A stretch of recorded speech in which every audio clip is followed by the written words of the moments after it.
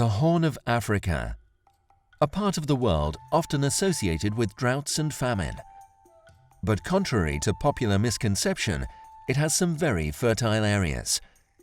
One of these, the highlands of southwest Ethiopia, cradles a forgotten rainforest, one of two major remaining natural forests in Ethiopia. The ecosystem here is diverse and rich in resources. In the mid-altitudes of the forest, there is wild coffee. In the higher mountains, the slopes are covered with cloud forest and bamboo. These highland forests are linked closely to the culture of the local communities and provide important economic and ecologic benefits. But their significance goes beyond meeting local needs. These rainforests moderate the water flow for the Nile Basin system, which is key for agricultural production in the neighboring lowlands of Ethiopia, the Sudan, and Egypt. The forests also provide an abundance of genetic resources, especially wild coffee. It is here that the genetic origins of Arabica coffee are found. Another important aspect is the storage of carbon in the trees, counterbalancing emissions of carbon dioxide across the world. Overall, these forests are very important for millions of people. Studies have suggested that each hectare produces economic and environmental benefits worth over $2,500 per year.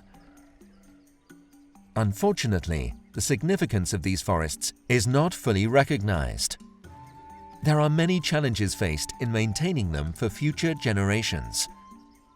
The main problem is the lack of clear tenure arrangements and loss of previously strong local stewardship over the forest. This has led to a situation where there is open access to the forest for everyone. Despite government regulations, there has been little forest management and limited control over who enters the forest and what they take. The result has been degradation and devastating deforestation. Trees have made way for agricultural land, and the quality of the remaining forest has deteriorated. However, there are realistic and sustainable ways to preserve Ethiopia's forested areas. Over the past 10 years, the Southern Region government and communities in this area have been working in partnership with the NTFP-PFM project to help introduce Participatory Forest Management, or PFM. PFM has been introduced as an alternative to the former top-down regulatory approach to forest protection. PFM involves a series of steps which lead to the devolution of forest control to the local communities and the development of sustainable management plans for the forest which will ensure it is maintained. This can only be achieved with the support of the regional government, which must have a conducive policy and regulations which support PFM. The PFM approach is based on three concepts.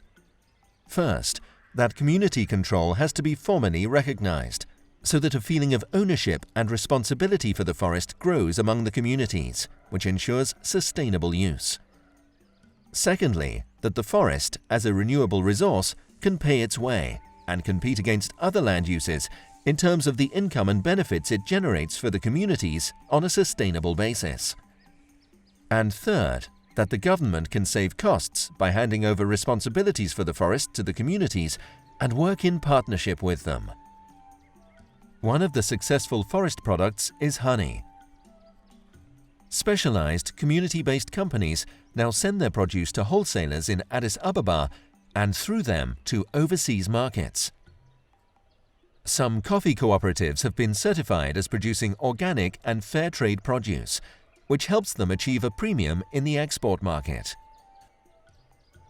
Improving the quality of other produce, such as korima, a local spice found in the forest, is also being explored. Trade and improved management of timber resources are also under discussion. This could enhance income through payments for the greater carbon storage from well-managed forest and through timber products. Forest communities benefit from having clear and secure rights to the forest, as well as improved livelihoods. The government also benefits from the way in which the communities are undertaking the day-to-day activities of monitoring the forest and managing it.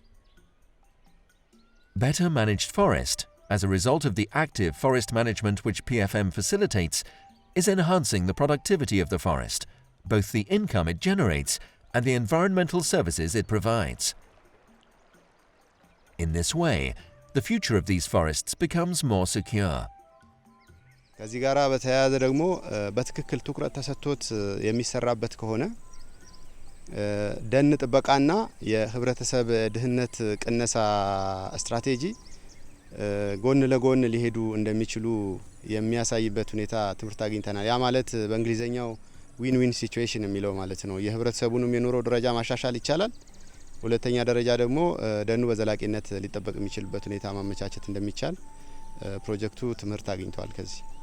This experience in southwest Ethiopia confirms the growing recognition that PFM is a vital tool in creating a sustainable future for the forests and the people who depend on them.